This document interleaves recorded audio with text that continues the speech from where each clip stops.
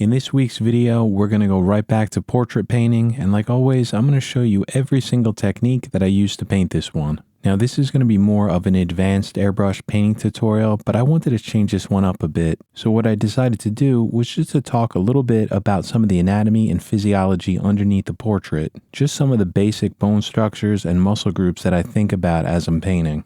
Now a few months back we painted a skull, and that was for a Halloween video, but I talked about the importance of painting a skull just to understand some of the bone structure underneath every single portrait. Now I set up this portrait in a similar perspective. It's not exactly the same, but it's close enough. And so this video is going to be kind of like a secondary or corollary to that video. And of course, this video is going to be first and foremost a painting tutorial, just talking about the techniques that I like to use. It's not going to be a full-on, erudite anatomy lesson or anything like that. Instead, I'm just going to be covering a few of the things that I'm thinking about as I'm painting a portrait. And so if you're going to be painting this one, up on the screen now is a high-res photo of my completed painting. So feel free to pause the video here to use as your reference. And also here's a close-up shot so you can see some of the skin textures and details and the stuff that we're going to be painting today in the first part of this video. Now, I personally come from a drawing background, so a lot of the techniques that we're going to be using today are pretty similar. This, of course, is a painting. It's an airbrush painting, but a lot of erasing and scratching is involved. So if you come from a drawing background as well, you'll feel pretty close to home. My completed painting here is 18 by 24 inches. It's not that large of a painting, but it's much larger than life size. I've always found that drawing or painting portraits larger than life is a bit easier for me because it gives me some more room to work. Like always, this one is painted on 15-ounce cotton duck canvas that I prepared myself to give a very, very smooth texture. You can see here with some glare how smooth the texture is of this completed painting. Not one bit of the original canvas weave is showing through the gesso. And if you'd like to learn how to set up a canvas this smooth, I have a few videos showing how I do it, so check those out. And like always, I drew this one out with a grid. I have a few videos showing how I do that, but you could use any technique you want to transfer over your drawing.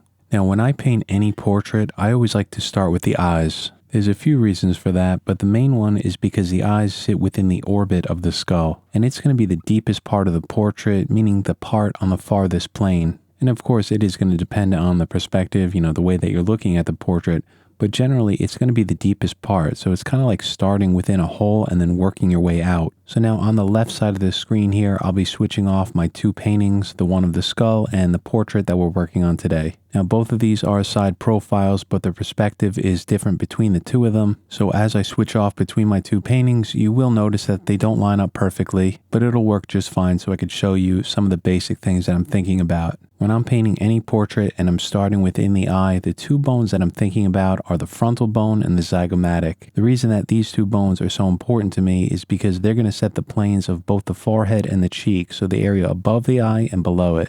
And those two planes are so incredibly important to get your portrait to look like the person that you're painting, because if those are off, it's going to look like a different person. The final two bones that are very important in this part of the painting is the maxillary, which is just underneath the orbit, and then the nasal bone, which connects to it up here. That maxillary bone actually comes all the way around and then connects to the bottom of the frontal bone up here, and then the nasal bone just kind of sits on top and connects both to the maxillary and to the frontal bone. And so when you're painting a portrait and starting around the eye like I do, it's actually not complicated at all. You're basically just dealing with four bones. So again, just quickly one more time, you have that hole in the center, which is called the orbit, where the eye sits.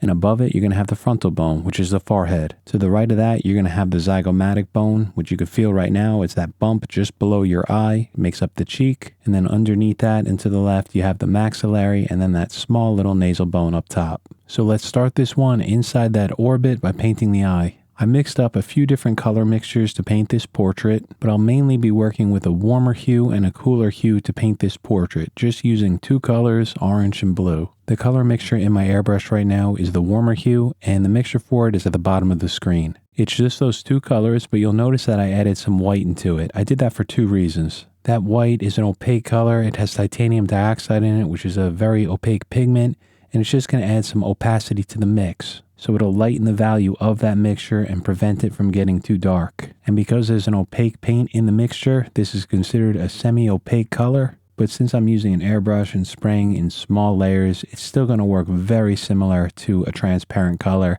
it's just not going to get as dark as quickly. So now the first thing that I'm doing here is painting in the upper eyelid, and I'm using a shield to do this because it has some pretty sharp edges to it. You could use any type of airbrush shield that you want for this. You could even make your own using some paper and an X-Acto blade to cut out some shapes and curves. So I'm lining this up with my initial drawing and spraying in the top part of this eyelid. I just want to get the basic shape for now. And at this point, I'm not at all interested in any of the detail like the hairs, the eyelashes.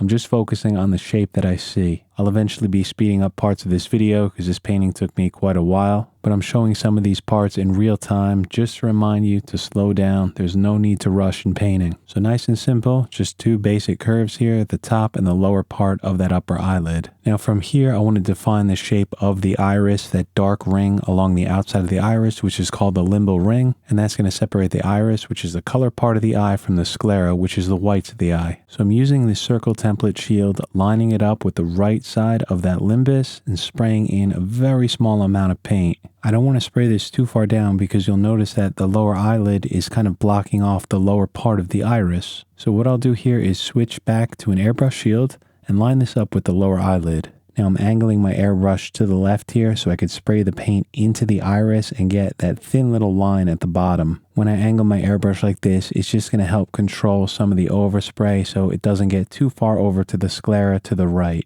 Within the eye here, you'll notice that there's a pretty bright highlight. You can see a reflection of a window within the eye. And when a light source like this is being directly reflected, that's called a specular highlight. So I'm using my shield to block off that specular highlight just to spray some of the paint underneath where the iris is going to be, and then also to the left of it where the pupil is going to be. Once those lines are in, I'll switch over to the airbrush freehand and start adding in some of this paint where the iris and pupil are. That specular highlight has a few vertical shadows in it, so I'll just use my shield, line it up with my pencil drawing where those marks are, and just spray a small amount of paint in there, just to kind of map everything in. From here, I'm switching over to an over-reduced black paint. I added a lot of distilled water in this, and the reason for that is just to break up some of that binder within the black paint, just to make it easier for me to erase later on. I'm going to start with the sclera by adding some value into that, because even though it's called the white of the eye, it's never purely white. There's always some light and reflections playing off of it. So I'm using my shield and just spraying the smallest amount of this black paint into this area.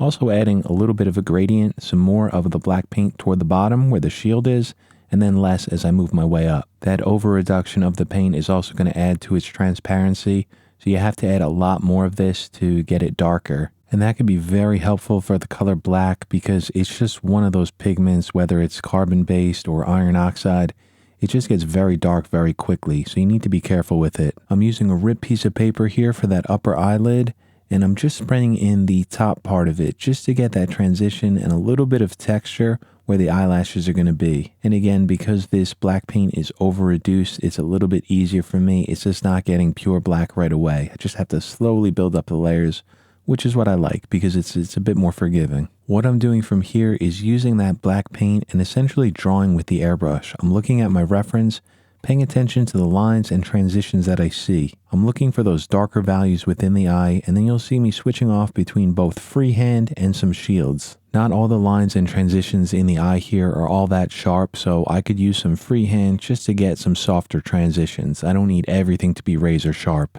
And for cleaning up mistakes and adding highlights, you'll see me using an eraser. The reason I'm able to erase this paint is two reasons. One is the paint itself, that's Createx Illustration Colors. A really awesome line of paint. I obviously have no connection with that company, but it's the one that I use the most because the binder in it is just very, very weak, and you could scratch it and remove it as long as you're painting on a smooth surface. And that's the second part. I'm painting this on a smooth canvas, and I always set those up myself just using some gesso. And I have a few videos, I think 3, showing how I set this up, and the canvas is basically as smooth as paper when I'm done with it. So as I'm painting these in, I'm just looking for those darker values within the eye to spray in a small amount of this black paint. You'll notice here on the right side of the sclera that I accidentally sprayed too much, and that's definitely one of the challenging parts about using a transparent color because it's very easy to accidentally spray too much. But I know that I have to add some highlights and some specular highlights within this eye. And because I'm using a drawing approach for this painting, I'll be using an eraser to pull out those highlights. The eraser that I'm using here is an ink eraser, so it's going to be more aggressive than the standard pink or white erasers.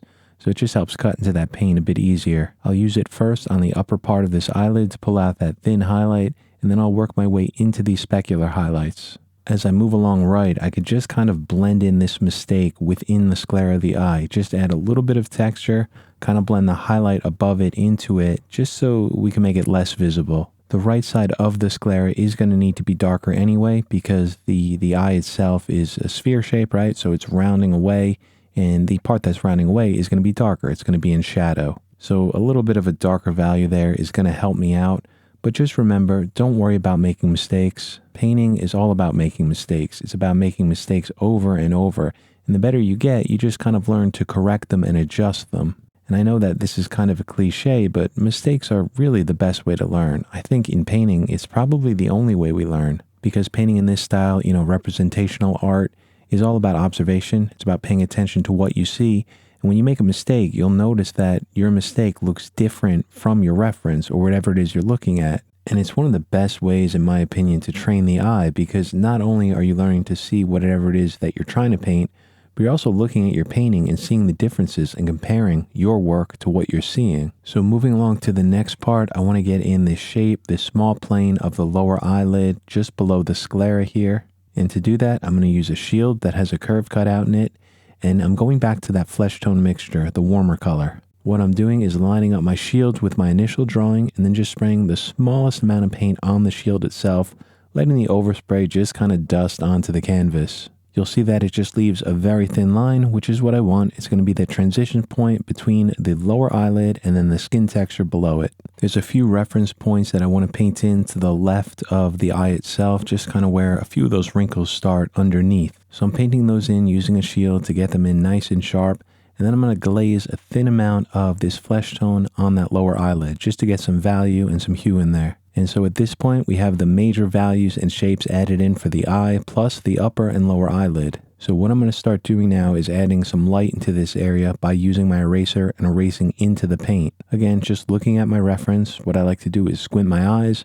When I do that, everything kind of blurs out and I can easily see those values of dark and light. And then for that really bright specular highlight in the center of the eye, I want it to be pure white, so I'm using an electric eraser. I just take the electric eraser and use a very light amount of pressure, and it's going to pull out a lot more paint than a traditional eraser will. So if you find that it gets a little bit too bright, you could just glaze some color back over it, and that's what I did here. I went back to that black paint just to add in some darker values, and I glazed a thin amount of this over that specular highlight to knock down the values. There is a very thin highlight at the lower part of the sclera, just above the lower eyelid. So just to get the basic shape in there for now, I'm using a small chisel, lining it up with a shield, and then just pulling out a little bit of paint. Another tool to remove paint is an X-Acto blade, so I'm using this one and just drawing with it freehand, sketching out that thin line. Again, just the basic shape for now, just so I know where that highlight is going to be. I will definitely have to come back to it later to brighten it up. When I spray more paint around the eye, overspray is going to cover it up anyway. So for now, just get it in place. So once I get an eye painted in, I'll start painting the surrounding area, either right above it or just below it. This is why I said earlier that the two bones that I'm thinking about are the frontal bone, which is the forehead, and the zygomatic, which is that part that protrudes, it's the cheekbone right underneath the eye. Those are the two that I think about because they're going to set the planes for all of these values. And so at this point, we understand the bone structure. It's basically 4 bones, right, that just surround the orbit itself. But on top of that is a large muscle called the orbicularis oculi.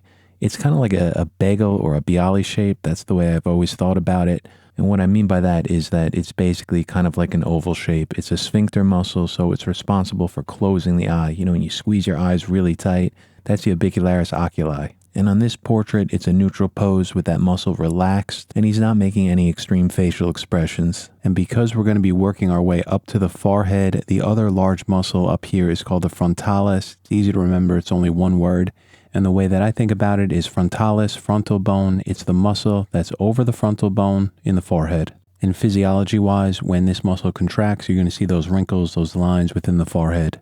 And so as I'm painting my way up, those are the 2 large muscles that I'm thinking about. That's not the only muscles there. There are a few others like the supercilii muscles, but those are the 2 large ones. And just a quick note, for the sake of this video, I'm doing the best I can to overlay these muscles on top of my paintings. They're not perfectly accurate here by no means. So if you get a chance, I recommend looking at one of these 3D skulls with the facial musculature. They're going to be much more accurate than any sort of overlay that I could do in this video. So make sure you take a look at those to just understand the way these two muscles line up along the skull. So as I work my way up inside that orbit, working my way toward the frontal bone, the first thing I need to do here is add some value for some of these wrinkles on that upper eyelid. I'm using a ripped piece of paper with that flesh tone mixture and just lining it up where I see each one of these wrinkles and then lightly spraying in some paint. When I add in this paint from the ripped paper, this is going to act as the shadow for each wrinkle that I'm adding in. If you look at my completed painting on the left, you'll notice that there's a fair amount of wrinkles in here, a lot of folds within the skin. I'm not trying to copy them exactly. Wherever I see one, I'm just going to place down the paper as close as I can and spray in a little bit of paint. I'll also use the airbrush freehand to spray on a thin glaze of this paint over the area so I could erase into it. So after a few of those wrinkles from the shadows are in, I'm going to switch over to the eraser and start pulling out the highlights. Nice and easy here, using a moderate amount of pressure, just erasing next to each one of the shadows because every single highlight is always going to have a shadow. So I started with that stick eraser and I noticed that I wanted to pull out some more paint. Some of these highlights need to be a bit brighter. And so after mapping in the placement of the eyebrow with a ripped piece of paper, I'm going to use the electric eraser and just lightly touch it into these highlights. I'm kind of floating the eraser over the surface so it doesn't pull out too much paint. It's still aggressive and it's still going to pull out a fair amount. But with an airbrush, it's no big deal because I could just lightly spray this color over the top. Again, remember that this color is going to be a semi-opaque, right? Because there's some white in it. But since I'm spraying it so lightly, it's not giving 100% coverage, so it's going to basically work like a transparent. Now I'll go back to my airbrush with that flesh tone mixture and lightly glaze this paint over the top. I'm starting on the right side of it, spraying a little bit more paint there because it's going to be darker. And then as I move my way over to the left, I'm spraying a little bit less, getting a gradient in there. And again, because I sprayed that color so lightly, you'll notice that the shadows and the highlights underneath didn't disappear. They're still there, it just darkened them up a little bit. Now I'm switching back to that over-reduced black, and I'm just going to spray this into where the eyebrow is going to be. Just doing it freehand. Just a small amount of paint here. I don't want to spray this too dark, not right away. And the reason I'm doing it freehand is because there's kind of like a shadow here within this eyebrow. The edges aren't that sharp, they're kind of soft and diffused, so freehand is the way to go for me. I'll use an X-Acto blade here to scratch out a few thin lines into this black paint. These are going to be some of the hairs within the eyebrow. As I'm doing this, you'll notice that I'm kind of flicking the X-Acto blade, just pulling out line after line. And what's really nice about using canvas is that this stuff is tough. It's not like those synthetic papers where you have to be very delicate. I could basically use as much pressure as I want here, and I'm not going to damage that canvas underneath. I prefer cotton canvas, cotton duck, but linen is also a fantastic surface to work on.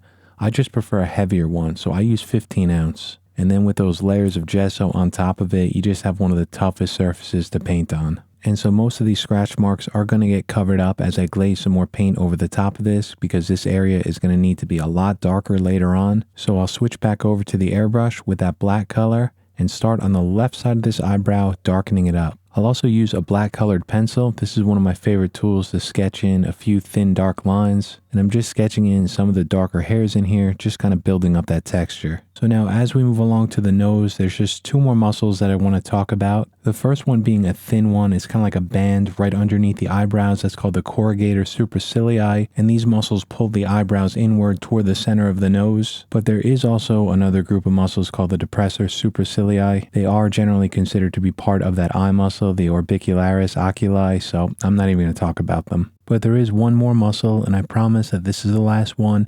It's the procerus muscle, and that sits right in between the eyes. It almost looks like an upside down triangle or pyramid shape, and it sits on top of the nasal bone and then just connects to the lower part of the frontalis. And just like that corrugator supercilii muscle, it also pulls the eyebrows down. And I hope you're enjoying all these Latin names. Just understand though that you don't need to know all of these muscles. I think it's good to understand where they are and what they do, but knowing all of their names and the physiology is something that's not needed, but it can help you out. The more you learn about different things within painting or art, the more people you learn from, the better off you're going to be. And regarding anatomy, I'm far from an expert in it, but I did have to study this a fair amount in college, but mainly in graduate school as I was getting my master's degree. That was 2 years full time, and it was pretty intense, but the professors were really awesome, and I don't know, it's an interesting thing and it's just kind of stuck with me. Now, in my opinion, you don't need to know all of the names of the muscles underneath a portrait in order to be able to paint one. But trust me, there's a fair amount of people that I know and highly respect that come from the opposite camp that say you do need to know all of the muscles and structural anatomy. And this kind of goes back to the thing that I'm always talking about, just because I've taken so many different classes that there's no real right way to paint. There's so many options and so many different approaches to create a painting. Because at the end of the day, art is about expression, basically communicating something, and you get to decide what you want to communicate and how you want to go about doing that. And if you feel like understanding anatomy is one of the tools that can help you improve your art, study it, learn it, and use it to your full advantage within your paintings. So let's pick this one right back up. What I'm going to do here is start working my way over to the left to that nasal bone, to the procerus muscle. And what I'm noticing is that there's a fair amount of wrinkles within here. So I'm going to use the ripped piece of paper trick, just line this up, spray over it, just to get in some of the shadows of these lines. And for me, it's so important to make sure that I spray this paint on the shield itself and let the overspray get onto the canvas. I don't want these lines too dark, so I don't want to hose that paint out. Just a small amount, spray it on the shield, let the overspray do the work for you. So I'll work my way down with this flesh tone mixture, just adding wrinkles where I see them. And I'm not really concerned if I don't get them in the correct places. You know, they're going to be light, so if something's off, I can always erase it, add another one in. And then after some paint is glazed over the top, I'll go right back over to that eraser and start pulling out the highlights, some texture in between these shadows. And like always, I'm just going to go back and forth between the airbrush and the eraser, building up that texture layer by layer. And so now I'm going to start working my way into the nose. And like I showed before, this is going to be where the nasal bone is underneath. As I was looking at the reference photo, there's kind of a strange shadow and some crazy textures here within this part of the nose. And because I'm seeing it in the reference, it's what I want to add within my painting. So you'll see me going back and forth here using shields and freehand techniques and a fair amount of erasing to help build up that texture. And so now with this warm flesh tone mixture here, you can see it's starting to look a little bit too orange, a bit too red for my liking. So what I'm doing here is switching over to the cooler version of it. It's basically the same color, just has more blue added to it. And because blue is the complementary color to orange, it's going to help desaturate it. So I'll start glazing that color over the top, mainly into the darker shadows. You'll also see me working around the eye, a bit into the eyebrow as well. And that color helped darken up this area, but it was still too warm for my liking. So what I did here was use a very small amount of that transparent black, that over-reduced black paint, and then just lightly sprayed it into this area. That's going to kill a lot of the color and really help to desaturate it. And then what you'll see me doing here is just using that eraser, being pretty aggressive with it, really working into these areas to pull out texture and highlights. And because there's so many wrinkles and so much going on in here, there's just no way that I could rush this. I just have to go slow and take my time. Like I said earlier, those thin highlights within the eyebrow are going to get covered up, and you can see that's the case now. You can't see them. All that paint just kind of made them disappear. So I'll go back to my razor blade and start cutting out a few more thin lines. And if you look at the way I do this, I try to flick them out pretty quickly. And again, because this is on canvas, you don't have to be gentle with it. You could use a fair amount of pressure to remove the paint. But what I like to do is just flick the blade quickly so I get an even line. It doesn't have any sort of jitters or shakes in it. And this part right now is in real time, and you'll see me pausing between each one of these strokes. That's because I'm looking at the reference photo. I'm just trying to see where these highlights are, where these thin hairs are kind of coming out, where they're starting and stopping. And then I just get my blade close to that area and flick it out the best I can. And just like before, I also want to add some dark hairs in there. So I'll go right back to a black colored pencil, sketch a few in, and then I'll use the airbrush to spray in a little bit more of the flesh tone just to kind of darken everything up and just knock down some of the values within those thin hairs I pulled out. On the left side of the portrait, just behind the top part of the nose where the nasal bone is, you can see that the other eye is covered up. The nose is blocking it. So I'm starting with that warmer flesh tone, and I'm just using shields to just kind of add in a few of the shapes here. You can see as I sprayed in the eye, I just covered up the part of the nose and sprayed in some paint there. That eye is 100% in shadow. You can't see any of it, so it's basically just a block of paint. For the eyebrow itself, it's pretty soft, so I'll just do it freehand, and then I'll use my eraser to pull out some highlights just below that eyebrow. For this painting, there's not going to be a background. All you're seeing there is the gesso, so I personally don't really mind if some overspray gets back there. But you will see me try to control it here and there. Like if I need a sharp line around the edge of the face, the top part of the frontal bone, I'll use a shield.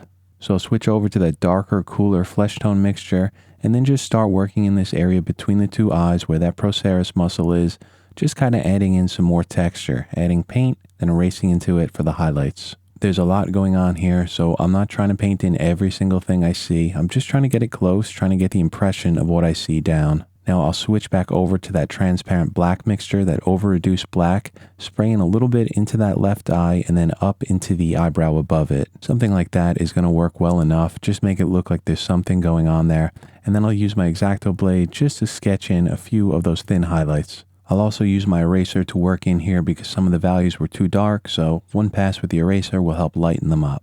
To the left of the eye in the background, there's some kind of out of focus, blurry hairs, so I use my shield to line up, just paint them in freehand, and then I'll use my eraser to erase into them, just lighten them up, make them thinner. So from here, let's start working our way down the nose. Remember up top underneath here where the nasal bone is the procerus muscle. And underneath that, as we work down like toward the cartilage within the nose, there's going to be another muscle called the nasalis. I know I said I wasn't going to talk about any more anatomy, but this one just kind of wraps around the nose itself. So as I work my way down here where this nasalis muscle is, I'm adding some texture into the skin, just doing this freehand. You can see I'm just kind of spraying a few small little dots. And then on the right side, there's going to be some texture again, some small folds within the skin. So we'll go right back over to that ripped piece of paper and spray in the shadows first. Of course, every shadow is going to need a highlight, so I'll go right back over to that eraser and just pull out some of the highlights in between the shadows. What I want to do from here is start mapping in the major points, the major reference points within the nose. So I'll paint in the nostril right now using some black paint.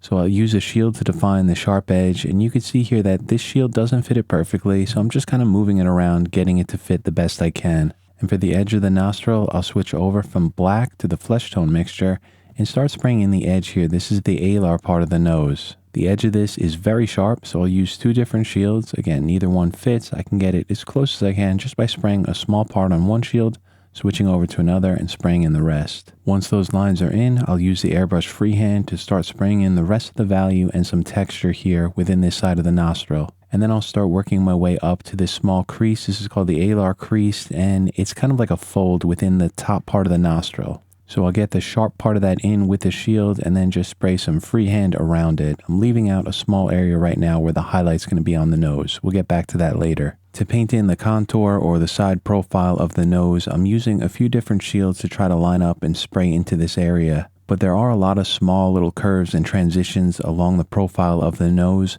So an easier way to do this might be to just use some Frisket film, lay it on there and cut it out. But because this painting is just a practice piece for me, I was working pretty quickly through it. I just used the shields. It worked just fine for me and I was able to get the shapes in. From here, it's time to start adding in the highlights, and because I'm using a negative technique, a drawing technique, I'm erasing them out. There's going to be a ton of texture in here. You can see my completed painting, how much I added.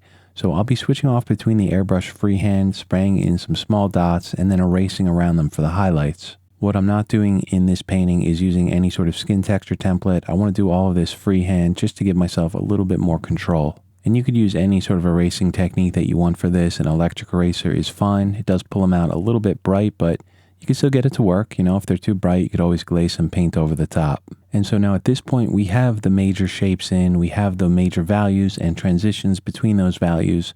So what I want to do now is just start building up that texture and adding some of the creases and folds that I'm seeing. And so nothing new here. Airbrush for the darker areas, the eraser for the highlights.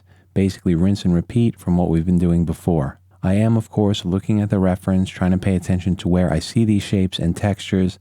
I'm not just blindly adding them in, but for me, the reference is just a guide. I'm not trying to copy it one-to-one. I'm not really interested in that. In painting, depending on what you're trying to do, sometimes you may want to add more texture. Sometimes you may want to add less, for a more flattering picture. There are times where you might want more saturation or less saturation, and it's just one of the fun parts of this style of painting, trying to make your painting look more interesting than the photo reference that you're copying. Because for me personally, at the end of the day, this is a painting. It's about painting. It's not trying to, replicate every single thing I see like a copy machine. But that's just my approach. You may have a different preference. You may want to copy every single thing you see. And I think that's great, if that's what you're interested in. And it doesn't matter how you go about it or what your preferences are. As long as you're enjoying it, maybe getting some sort of fulfillment out of painting, it's worth it. So from here, let's finish up the last part of this tutorial by painting in some of the area underneath the eye. And anatomy-wise, we're still working in the same area of everything that I talked about before. This is still within the orbit,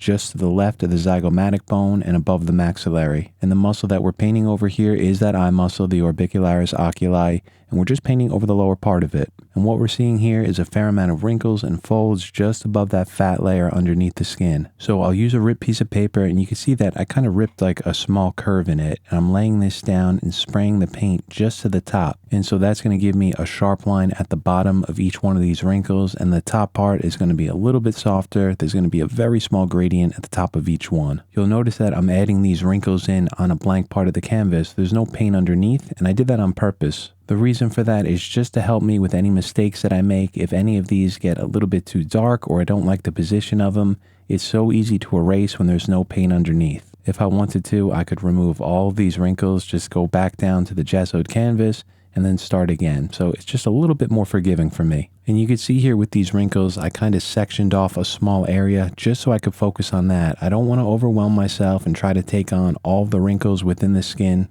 I just like to focus on one part at a time, build it up the best I can, and then move on from there. So I added a small glaze of paint toward the top, and I'm using a shield here just to help define and darken that lower eyelid. It was just a bit too light, so a small amount of this paint will just help darken it up. So now in this area right below the eyelid, there are some bright highlights, so I'll use my electric eraser, and I'm just lightly tapping in a few small dots. And then I'll switch back over to the stick eraser and start erasing over the top of it to kind of blend everything smooth. And you can see that some of those highlights are too bright, so I'll just glaze some more paint right over the top. And for this area, I'm using that warm flesh tone just to get in all my values. This wrinkle at the bottom here is going to need a darker shadow, so I'll go right back over to the airbrush freehand and spray on a little paint. And I'm aiming the paint toward the bottom of this wrinkle and just kind of letting the overspray kind of dust its way up so we get a gradient in there. And you can see how this is working right now. Everything is starting to come together. We still have a long way to go for this section, but we have to build it up slow. There's a lot going on and I can't rush. And so I'll just continue working with that eraser, adding more texture. And what I like to do is just kind of erase in small circular motions, just letting all those small circles overlap. It's my preference, but I kind of like how that looks on something organic like skin texture. So I think that's going to be enough information for this week's video. I think I covered a lot and got across everything that I wanted to. And in the next tutorial, we'll just be picking this one up from where we left off and just kind of putting everything together, working our way down to the cheek and painting in some of that facial hair.